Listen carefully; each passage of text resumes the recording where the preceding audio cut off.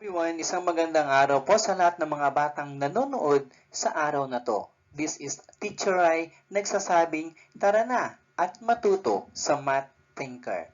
If you are ready, let's go!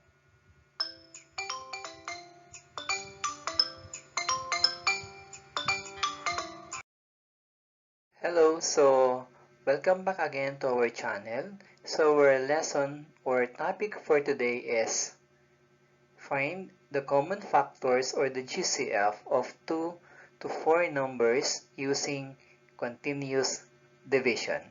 So if you're ready, let's go. So bago natin pag-aralan ang ating lesson sa araw na to, balikan natin kung anong ibig sabihin ng factors. Ano nga ba ang ibig sabihin ng factors? Factors are numbers multiplied together to get another number. For example, what are the factors of 12?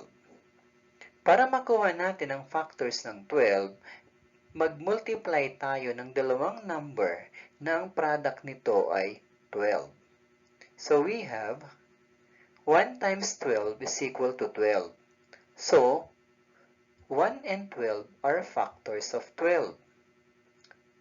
So we have 3 times 4 is equal to 12. So 3 and 4 are factors of 12. Then we have 2 times 6 is equal to 12. So 2 and 6 are also factors of 12. So the factors of 12 are 1, 2, 3, 4, 6, and 12. That is what we call factors. Ano naman ang ibig sabihin ng common factors? Common factors are factors that are the same for 2 or more numbers. What about greatest common factors? The highest number that divides exactly into 2 or more numbers, or it is also known as the greatest common divisor of 2 or more given numbers. So ngayon, paano natin malalaman na ang common factors ng dalawa o mahigit pang numbers? For example, what are the common factors of 4 and 8? So we are going to list down all the factors of 4 and 8. So, the factors of 4 are 1, 2, and 4. The factors of 8 are 1, 2, 4, and 8. So, the common factors of 4 and 8 are 1, 2, and 4. But the question is, what is the greatest common factor? So the common factors of 4 and 8 are 1, 2, and 4, but the greatest common factor is 4. So aside from listing method and factorization method, one way of solving the greatest common factor is with the use of continuous division method, which means repeated division until all given numbers are not anymore divisible by one common divisor other than 1. Paano nga ba natin sinasagawa ang continuous division method sa pagkuha ng greatest common factors? Ito ang mga rules. Step 1. Write the given numbers horizontally and determine a common prime factor that will divide all the numbers. Step 2. Write its common prime factors at the left side of the horizontal line and write the quotients below the numbers. Then, repeat the process until there is no common prime divisor. Step 3. Multiply all the prime numbers, which serves as the greatest common factors of numbers. Para mas lalo natin maintindihan kung paanong pagkuha ng greatest common factor ng dalawang number, narito ang example 1 natin. What is the greatest common factor of 18 and 27? So gawin natin ang step 1, which is arrange the number horizontally. Okay? And we're going to put the division symbol na pabaliktad. And then step 2, write the common divisor at the left side and the quotient below the number. Ano nga ba ang common prime divisor? Mag-isip tayo ng number na pwedeng i-divide sa 18 and 27. So, ang ginagawa ko dito sa klase ko is, habang ako'y nagtuturo ng ganito, ay pinag-iisip ko sila ng pinakamababang prime number. So, ano ang pinakamababang number na pwedeng i-divide sa 18 and 27 maliban sa 1? So, pwede po ba ang 2? Pwede sa 18, pero hindi siya pwede sa 27. So, akyat tayo ng 3. Pwede po ba ang 3? Yes. So, 3 ang gagamitin natin. Then afterwards, we're going to divide 18 divided by 3 and 27 divided by 3. So the answer is 6 and 9. And again, mag-isip ulit tayo ng isang prime number na pwedeng i-divide ulit sa 6 and 9. Okay? So 2, hindi pwede. So 3, I think pwede ang 3. So ilagay natin ang 3. Then, i-divide ulit natin yung 6 sa 3 and then 9 sa 3. So, their quotient is 2 and 3. So, all numbers at the right side and below the numbers are all prime numbers. Kung prime numbers na lahat dyan, mag-i-stop na tayo. And then, let us proceed to step 3, which is multiply all the common divisors at the left side. So, the numbers are 3 and 3. So, i-multiply lang natin yung dalawang 3. 3 times 3 is equal to 9. So, the greatest common factors of 18 and 27 is 9. So, next example natin. What is the greatest common factor of 8 and 16? First step, arrange the number horizontally. Then, maglagay tayo ng division symbol. Ngayon, mag-isip tayo ng isang number, particularly prime number, na pwedeng i-divide sa 8 and 16.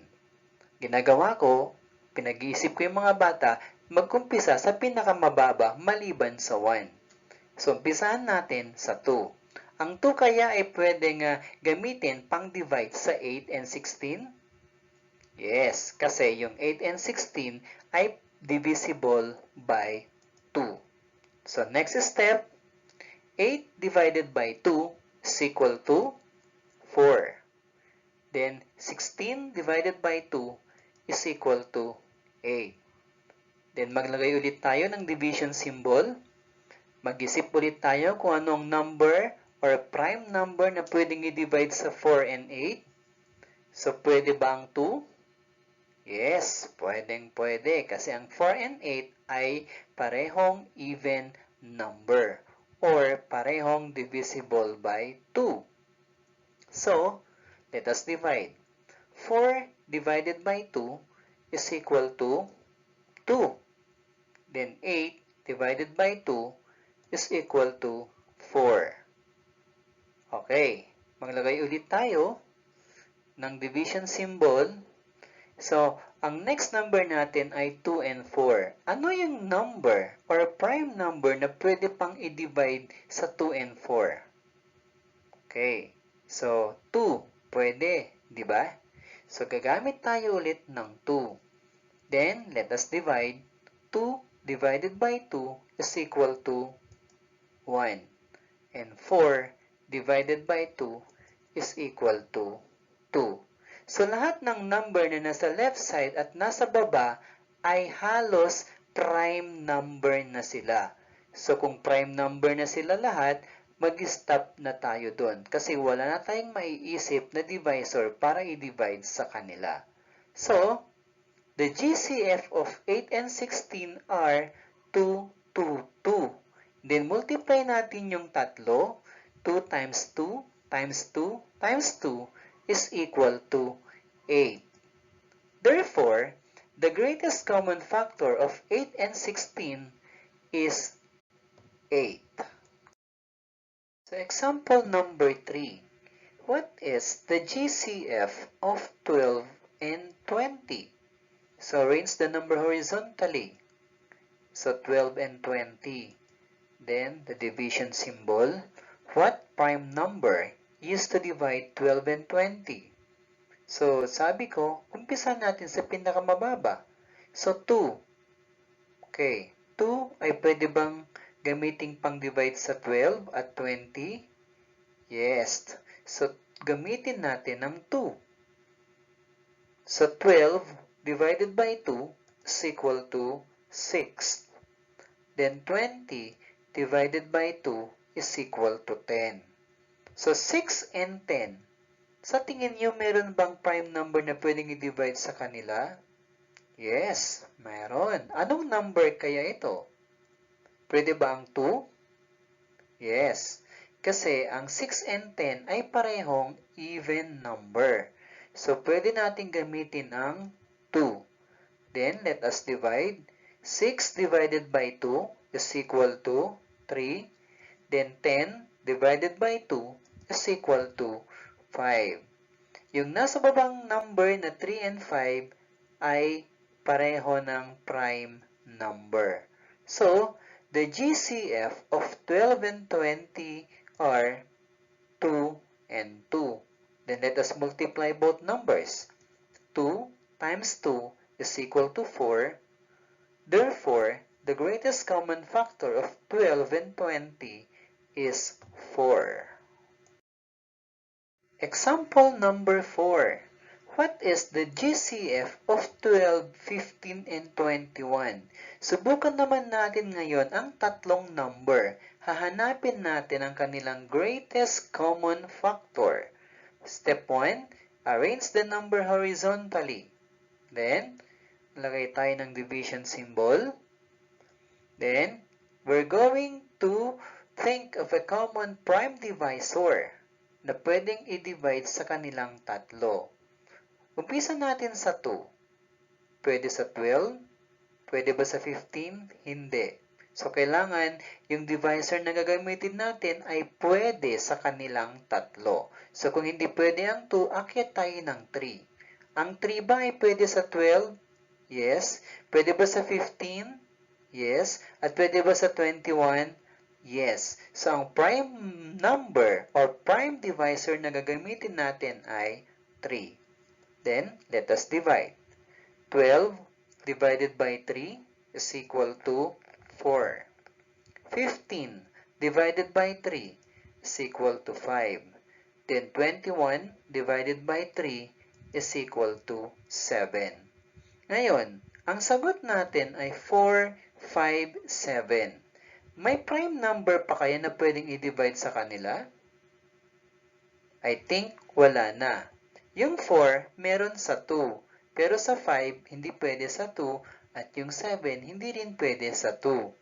So, isa ang ating greatest common factor, which is 3.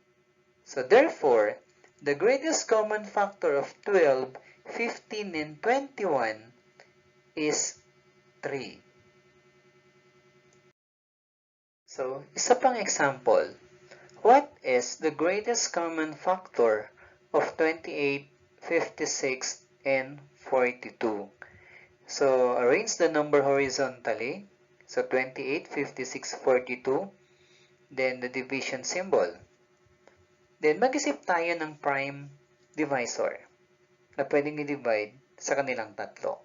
So, 2. Pwede. Okay. So, gamitin natin ang 2. So, let us divide 1 by 1 by 2. Okay? So, 28 divided by 2 is equal to 14. 56 divided by 2 is equal to 28. Then 42 divided by 2 is equal to 21. So yung 14, 21, 28, meron kayang prime divisor na pwede natin gamitin sa kanila? Tingnan natin. Pwede ba ang 2 sa kanila? Ang 2 pwede sa 14 at pwede sa 28, pero hindi pwede sa 21. Ang 3 kaya? 3 ay hindi pwede sa 14. Hindi rin pwede sa 28, pero pwede siya sa 21. So, akyat tayo ng 4. Hindi rin pwede ang 4 sa 14. 5. Lalong hindi pwede ang 5 sa 14. Okay? 6. Ganun din, ang 14 kasi hindi pwede sa 6. 7 kaya pwede? Try natin. 14 divided by 7 is equal to 2. Then 28 divided by 7 is equal to 4. Then 21 divided by 7 is equal to 3. So, ang quotient natin ay 2, 4, 3. So, sa tingin ko, wala nang mga prime number na pwedeng i-divide sa kanilang tatlo. Okay?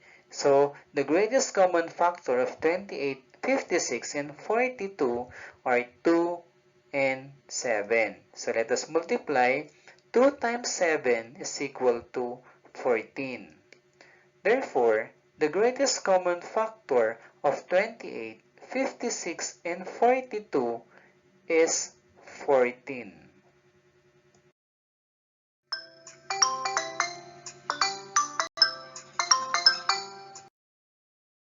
Okay, next example is, what is the GCF of 18 and 24? So write the number horizontally. Okay, think of a prime number used to divide 18 and 24, and that is 2. So let us divide. 18 divided by 2 is equal to 9. Then 24 divided by 2 is equal to 12. Then 9 and 12. What prime divisors used to divide 9 and 12? We can use 3. Then let us divide. 9 divided by 3 is equal to 3. Then 12 divided by 3 is equal to 4. Then the last two numbers are 3 and 4. And I think wala nang number o prime number na pwede natin gamitin para i-divide sa dalawang number na to. So, the GCF of 18 and 24 are 2 and 3. So, let us multiply. 2 times 3 is equal to 6. Therefore, the GCF of 18 and 24 is 6. Next, what is the GCF of 16, 24, and 32? So write the number horizontally. Then, think of prime divisor used to divide 16, 24, and 32. Since these three numbers are divisible by 2, we're going to use 2 as their prime divisor. Then let us divide. 16 divided by 2 is equal to 8. Then 24 divided by 2 is equal to 12. Then 32 divided by 2 is equal to 16. Then 8, 12, 16 are divisible by 2, so we are going to use 2 as their prime divisor. Then let us divide. 8 divided by 2 is equal to 4. 12 divided by 2 is equal to 6. Then 16 divided by 2 is equal to 8. Then our last three numbers are 4, 6, 8, and these numbers are even number and they are all divisible by 2. So we are going to use 2 as their prime divisor. So 4 divided by 2 is equal to 2. 6 divided by 2 is equal to 3. Then 8 divided by 2 is equal to 4. So our number below are 2, 3, 4. I think wala nang number na pwedeng i-divide sa kanilang tatlo. So the GCF of 16, 24, and 32 are 2, 2, and 2. Then let us multiply 2 times 2 times 2 is equal to 8. Therefore, the GCF of 16, 24, and 32 is 8. Another example is, what is the GCF of 8, 24, and 40? So we're going to write the number horizontally, 8, 24, 40, and think of a prime divisor, which is, I think, 2. Ay pwede siya. So divide natin. Ang 8 divided by 2 is equal to 4. 24 divided by 2 is equal to 12. Then 40 divided by 2 is equal to 20. Then mag-isip ulit tayo ng number na pwedeng i-divide sa 4, 12, and 20. Since these three numbers are divisible by 2, we're going to use 2 as the prime divisor. So 4 divided by 2 is equal to 2. Then 12 divided by 2 is equal to 6. Then 20 divided by 2 is equal to 10. Then the answers are 2, 6, and 10. At sa tingin ko, ang 2, 6, and 10 ay divisible by 2. So let us divide it by 2. So 2 divided by 2 is equal to 1. Then 6 divided by 2 is equal to 3. Then 10 divided by 2 is equal to 5. So mga sagot natin sa baba is 1, 3, 5. They are all prime numbers. So stop na tayo dun. So the GCF of 8, 24, and 40 are 2, 2, 2. Then let us multiply these numbers. 2 times 2 times 2 is equal to 8. Therefore, the GCF of 8, 24, and 40 is 8. Para po sa ating huling example, what is the GCF of 12, 24, 30, and 42? Okay, so write the number horizontally. Okay, what is the prime divisor to divide 12, 24, 30, and 42? So, 2.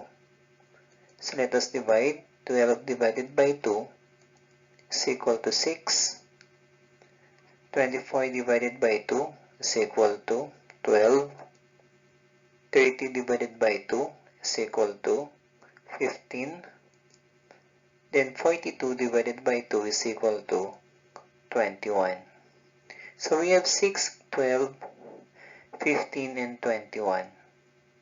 So what is prime divisor used to divide these four numbers? So 3. Okay. So 6 divided by 3 is equal to 2. 12 divided by 3 is equal to 4. 15 divided by 3 is equal to 5.